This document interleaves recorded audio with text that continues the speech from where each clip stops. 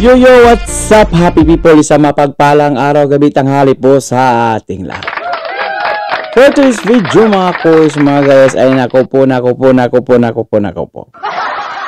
Mukhang sobra na po nilang pagka-desperado mga kuys, mga guys. Dahil na kung saan ang ating buting Yormisco Moreno magipagpulong, magipag-usap sa mga lulat lulo natin dyan sa City of Maynila. Na where is yung mga sinihan mga kuys, mga gayas. Pero ngayon, naglabas po sila ng ordinance sa mga kuys, mga gayas. Kita mo yung pattern mga kuys, mga gayas, na yung pamumulitika, desperada, kahit saan si Yorme, susundan talaga nila mga kuys, mga gayas. Bakit kaya? Ayan o, kung nakikita yung picture mga kuys, mga gayas, yan po yung nilabas nila mga kuys, mga gayas. Yan po pag-usapan natin sa video ito. At maliban dyan, pag-usapan din po natin yung basura na walang hanggang kamatayan. Andyan pa rin yung mga basura. O kahapon, kitang-kita mga kuys, mga gayas. Anong oras ngayon nakita? Mamaya po. Yan po pag-usapan natin. At ay, palakpakan po yung mga list po natin. Dahil yung road 10 na talagang umabot po sa Senado, nakaabot po kay Senator Raffy Tulfo na talaga grabe. Grabe yung mga tulunggis dyan, yung kawatan, o pagnanakaw, mga kriminalidad. At ngayon po, ay palakpakan po natin yung mga list po natin. Kasi marami na pong list po. Hindi lang isa, hindi lang dalawa. Napakarami talaga. Palakpakan yung mga list po. Okay tayo mga kuys, mga guys. O kanino ba yung road 10 na yan? Sakop pala ng City of Manila. O bakit hindi yan napapansin ng ating mga naglilingkod dyan sa City of Manila, yung mga mayura natin? Hindi ba nila napapansin yan? Ay talagang pinaabot po pa sa Senado, lalo na kay Raffy Tulfo, ha? Ayun, nasirmunan po sila.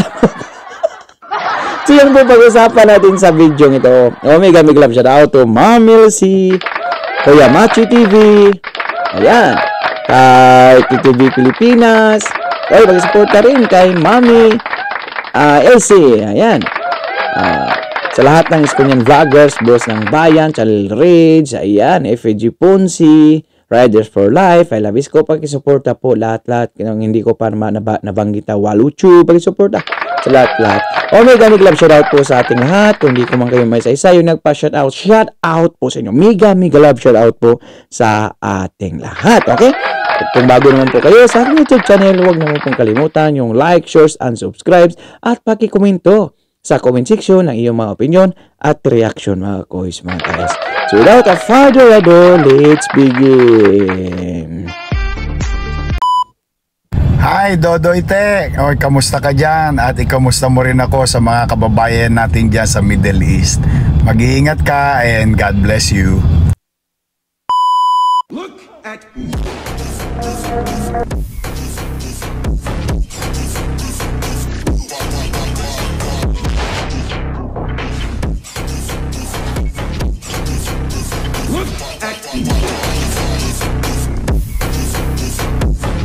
pagpalay kayo ng buong may kapal. Manila! God first! So mga kuys, mga guys, kilala nyo po ba si Wardy Quintos, mga kuys, mga guys? I'm sure ay kamag-anak siguro to ni Lady Quintos, yung konsihala po natin dyan sa City of Manila, mga kuys, mga guys.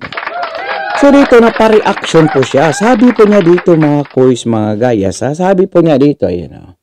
Sana yung video natin mga kuys, mga guys. Ayan. Sabi po niya dito, Desperate Times Calls. Ayan o. Ayan, mga kuys, mga guys. Sabi po niya dito, ayan o. Desperate Times Calls for Desperate Measures. It shows that the comeback is real and inevitable time to resort to foolish ideas, mga kuys, mga guys. Dahil nga po yan sa nilabas po ng Manila Department, mga kuys, mga guys, no? Galing po ito sa may Ayan mga course mga guys, ayan. from Office of the City Legal Council, mga kois, mga guys. Diba? Dahil napapansin nila na marami talagang nagpupuntahan kay Yorme Isko Moreno, mga lulat lulo natin, mga Manilinyo na kung saan po nakipag-usap si ang ating buting Yorme Isko Moreno. So ngayon, hinanapan po nila ito ng problema, mga kois, mga gayas. Para siguro sa tingin lang matigil na yung pag-ikot-ikot ni Yorme Isko Moreno. Uy! Ganun po ba? Kasi sabi dito, mga kois, mga gayas, ayan Republic of the Philippines, Office of the City Legal Officer, City of Maynila. Wow. Memorandum to the administrators of all malls and events placed in the City of Manila. Subject, special permit for events and activities. Date 20 January 2025. Wow, palakpakan. Gusto nila, mga kois, mga gayas, na kung may kagaya ng ginagawa ni Yorme Isko Moreno, yung pagpulong-pulong sa mga sinihan, so may sisiba natin na kung may mag-offer ni Yorme Isko Moreno o may-ari ng sinihan, na doon po sila magpulong-pulong, may sisiba natin yun, mga kois, mga gayas, yung may-ari. Gustong-gusto na si Yorme Isko Moreno Ayan. Special permits for events and activities, mga kois, mga gayas. Basahin natin, In compliance with Section 13 Article G Chapter 3, City Ordinance Number 831, all administrators of all malls and establishments holding special events in the City of Manila are hereby instructed to ensure that individuals or organizations intending to hold events within their premise other than those for which their business permits were issued shall secure a special permit. So, ibig sabihin nito, mga kois, mga kayas, maliban sa permit ng mga sinihan, so may special permit pa. Papakuhain pa sila ng special permit. Wow!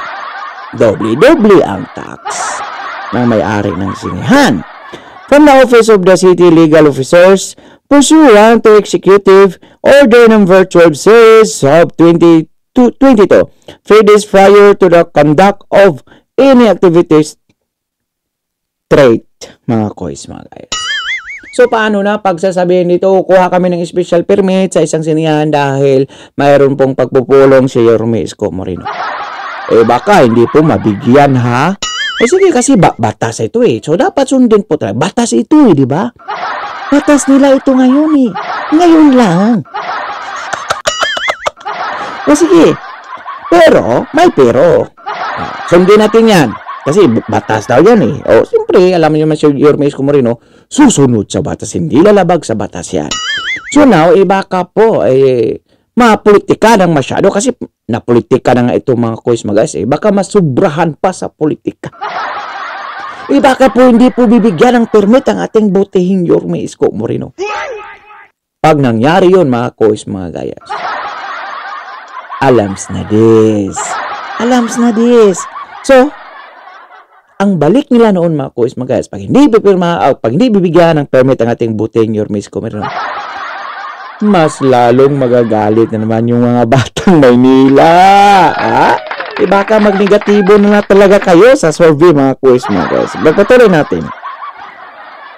Therefore, in consideration of all of the above, hereunder the guidelines and rules to be observed for the purpose of special events, activities, in addition to their respective policy to ensure legal compliance. Number 1, any events, programs, or activity held within said premise, whether public or private, must obtain a special permit before the Office of the City Legal Officer. Number 2, applicants must present before the mall administrator an approved special permit before the activity is allowed to proceed. Wow. Okay, number 3, The mall administrator are tasked to inform all event organizers about the requirements for a special permit as well verify the existence of approved special permit before granting final approval for the use of mall space. So, kita niyo po mga guys kung gaano po ito kahasil ang ginagawa nila mga kuis mga guys. So, marami pang pagdadaanan bago ka makakuha ng special permit. Palakpakan. O bakit ngayon lang ito nangyayari? Dahil kitang-kita nila mga kuis mga gayas na dinudumog talaga si Yorme Isko Moreno at kitang-kita nila na yung pagpupulong ni Yorme Isko Moreno ay sa loob ng sinihan mga kuis mga gayas. Sa loob ng sinihan. For your immediate attention and strict compliance. Wow!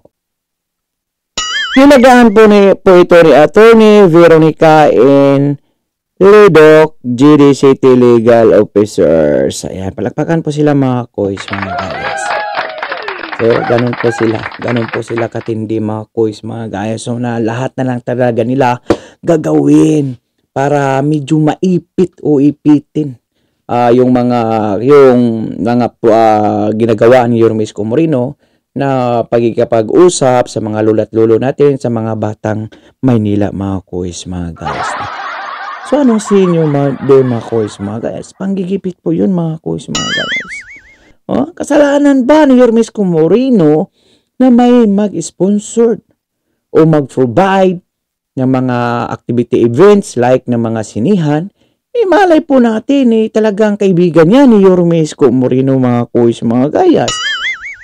Pipigilan nila ang lahat mga kuis mga gayas na sa buong akala nila ay talagang mananalo talaga sila. Yung mga ginagawa nila ngayon mga kuis mga gayas na hindi nila alam talaga siguro na yung pangigipit nila kay Yorme Isko Moreno mas lalong magagalit yung taong bayan sa kanila mga kuis mga gayas. Kita nyo naman sa survey mga kuis mga gayas like spam. SV. Biruin mo. First time pa. Hindi mga lang dumaan ang pagkakapitan dyan sa City of Manila o konsehal. Counselor. Ayos konsehal tapos counselor. Pinagsama ko na yun. Counselor. Hindi mo lang dumaan. Ng City Councilor, hindi rin dumaan. Tapos ngayon, pabida-bida. Maliban sa pabida-bida pa, panay pa yung panira niya kay Yorme Isko Moreno sa buong akala niya na hindi alam ng mga batang Manila sa mga ginagawa o mga building, ospital, paaralan, kondo na ginagawa ni Yorme Isko Moreno kalinisan. Tapos sasabihin niya, wala daw itong nagawa. Wow! Spam! Kakaiba ka. First time mo pang tumakbo dyan, maninira ka agad. Yung paninira mo, plakado na ng mga batang Manilinyo, batang Maynila Kasi kitang-kita nila kung ano ginawa ni Yorme Isko Moreno, especially sa panahon ng pandemya na talagang niraos ni Yorme Isko Moreno sa kanyang kaparaanan mga kuis mga gayas. Tapos sasabihin mo walang nagawa, marami nakabenepisyo sa kondo, paaralan, ospital, dyan sa City of Manila. O ang ngayon, laga pa kayo ni si Mang sa survey. Grabe sila mga kapanira, mga kuis, mga kayas. At yung panggigipit kay Yorme Isko Moreno, talagang hindi po yan uubra sa mga batang Manila. Kasi alam nila kung sino yung karapat-dapat na magiging ama o mayor dyan sa City of Manila. Walang iba. Si Yorme Isko Moreno lang. Yung God first ba? God first. Ito naman mga kuis, mga gayas. Ayan, kita nyo ba yan? Yan po yung sarudtin mga kuis, mga gayas. So, napapansin po ng ating mga netizen dyan sa City of Manila na mukhang marami na yatang mga lispong nakadeploy dyan sa Rodten. Ayan po yan kay Martin Bailon. Palakpakan, Martin Bailon. Sabi po dito ni Martin Bailon, next naman! Mabuti naman at magtatrabaho na sila. Bigyan ko kayo ng snappy salute. Snappy salute talaga mga kuis. Pero sana ningas kugon. Ano ibig sabihin ito mga? Ningas Kugon daw. Manila Police District, Rasabago Police Station, PS1. Police. PS1. What are PSB deployment along the road 10?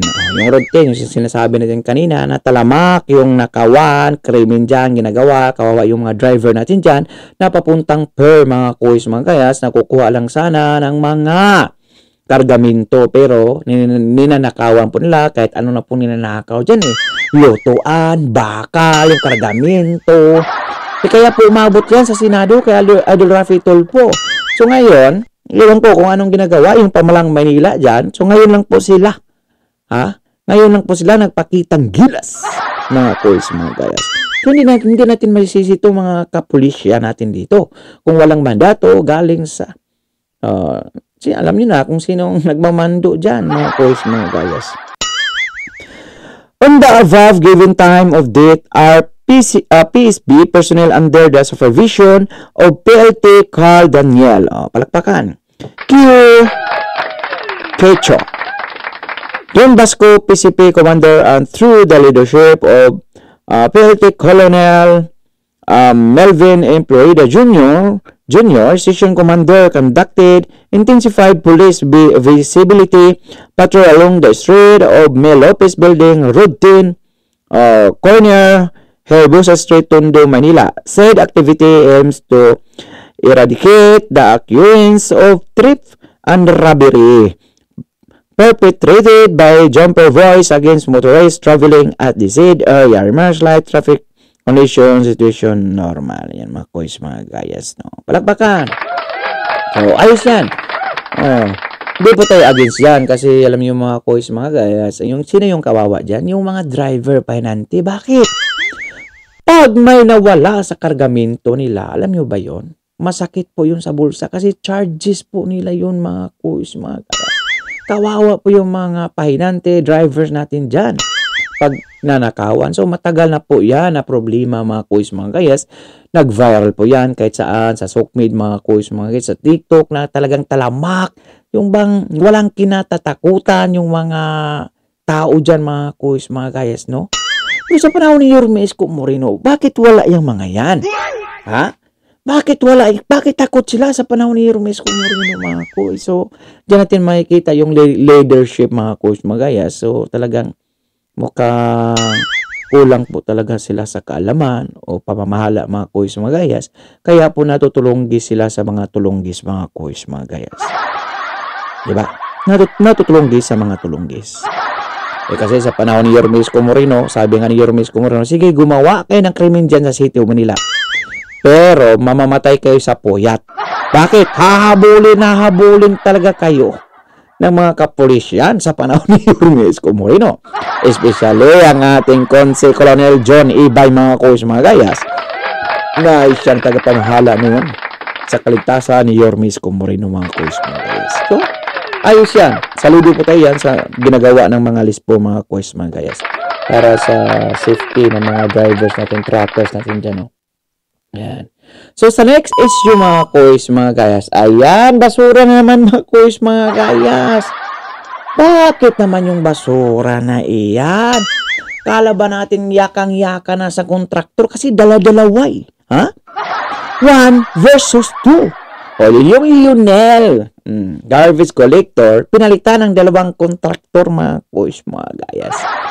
Dapat, 2 kontraktor, dapat wala ka makikitang basura, pero ayan, tambak na naman, mga kuis, mga gayas.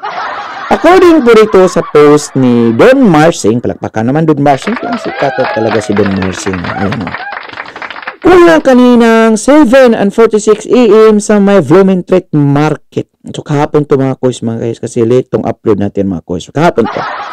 Tapat ng Blumentritt Market, totoong mabaho daw. Wow. So kung mga kababayan, kung nadaan po kayo dyan sa may Blumentritt Market, ay talagang magdala po kayo ng face mask para iwas po kayo sa sakit ng lungs at lahat ng mga makukuhang sakit galing sa basura.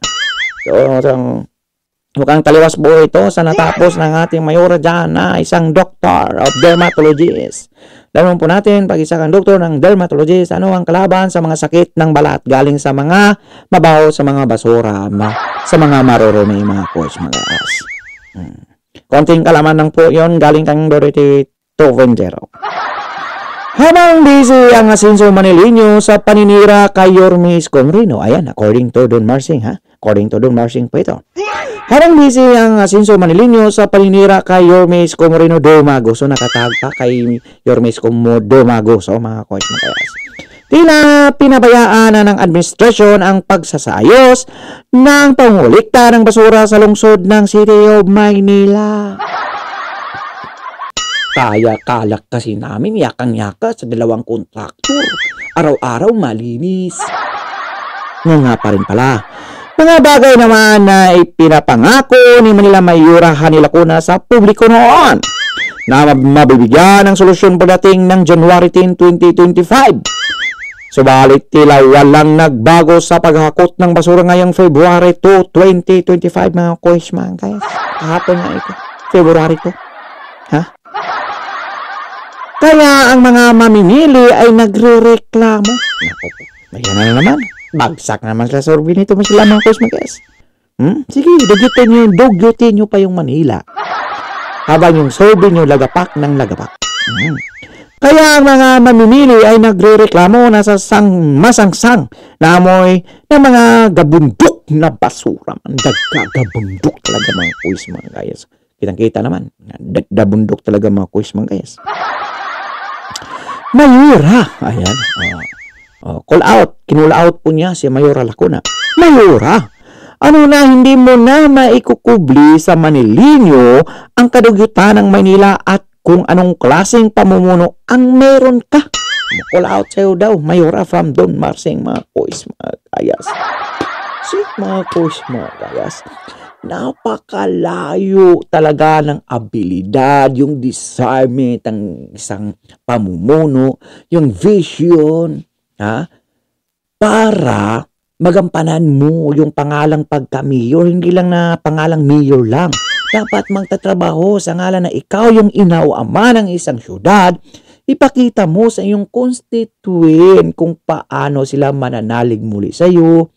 Ibuto ka muli nila. Pakitaan mo ng gilas. Ano yung mga gilas na yon? Gaya ng mga ginagawa ni Yorme Isko Moreno noon, mga quiz. Ano yon? Na nagugustuhan ng mga batang Maynila. Siyempre yung pabahay, kalinisan, kundo, paaralan, ospital. Yan dapat ang isang leader. Hindi yung biglang kilos ka lamang sa panahon ng halalan. Gaya niyang bida-bida dyan, si SB, biglang kilos lang. Si Mang Lin yan. Mga coach, mga gayas. Kasi sila hindi nila naiintindihan yung tunay na layunin ang tunay na kahulugan ng isang mayor, mga coach, mga gayas. Basta lang sa salitang mayor ka na. Hindi mo alam ang lahat ng gagawin mo. Dapat lahat alam mo, gaya lang ginagawa ni Yorme Isko Moreno. Alamin mo lahat para yung pagtitiwala ng mga tao, kababayan natin dyan sa City of Manila, palaging didikit sa'yo. Kung ganyan ba namang ipapakita mo, ay talagang sisigaw ka silang, bumalik ka na, Yorme Isko Moreno. Kasi ramdam nila naramdaman nila kung paano po magtrabaho ang ating butihing Yorme Isko Moreno na sa panahon ng pandemic, 3 buwan walang uwian sa bahay. 3 buwan walang uwian sa bahay ang ating butihing Yorme Isko Moreno. Yan ang isang tunay na leader, mga coach, mga kayas.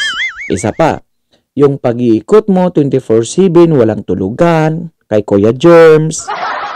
Walang tulugan si Yorme Isko Moreno para mapanatili yung pagbaba ng kriminalidad dyan sa City of Manila. Pangalawa yun, mga coach, mga gayas. Yung pagdating sa economy o pagdating sa progresibong mga pabahay, kundo, paralan. Ayun lahat kay Yorme Isko Moreno natin makita, mga coach, mga gayas. So, napakalayo po talaga nila, mga coach, mga gayas. Kaya nga, nag-iiyakan yung mga batang Manilinyo ngayon, kung batang Manila, mga Kois, is Manilinyo. Bakit? Maganda na yung programa noon Yorme Isko Moreno, tapos sinimang po nila. Binali po nila ang kagandahang mga ordinansa programa ni Yorme Isko Moreno na very significant, nakakatulong sa mga constituent dyan sa City of Manila. Ano yun? Yung mga programang sa mga lula't lolo natin, Insure. Pakik ni Yorme Isko Moreno. Pabahay, kundo, paralan, ospital, mga Kois, mga guys. Very significant po yun. At alam niyo naman, sa panahon ni Yorme Isko Moreno, mabango po ang City of Manila sa buong mundo. Bakit? Bakit sinabi mo buong mundo dudut kita nyo naman sa panahon ni Yorme Isko Moreno na yung mga ambasador ng iba't ibang bansa nagsipuntahan dyan sa City of Manila dahil gusto nilang makita ang isang leader na walang iba si Yorme Isko Moreno na sa loob lamang ng isang taon pa, 2 taon, ay napaayos ang Maynila sa dekadang nakalipas na napakadugyot ang City of Manila sa isang iglap lang. Within 72 hours, pag-upo ni Yorme Isko Moreno, linis ang City of Manila, mga Kois. Sinong hindi mapapahanga yung ibang mga tao, mga Kois, mga guys, especially yung mga foreigner, mga Kois, mga guys, mapapahanga talaga sa mga ginagawang kagandahan ni Yorme Isko Moreno dyan sa City of Manila. Tapos sabihin ngayon ng mga katunggali ni Yorme Isko Moreno about naman sa utang. Wow! Kala mo naman hindi po sila nag-aproba sa mga utang na yan.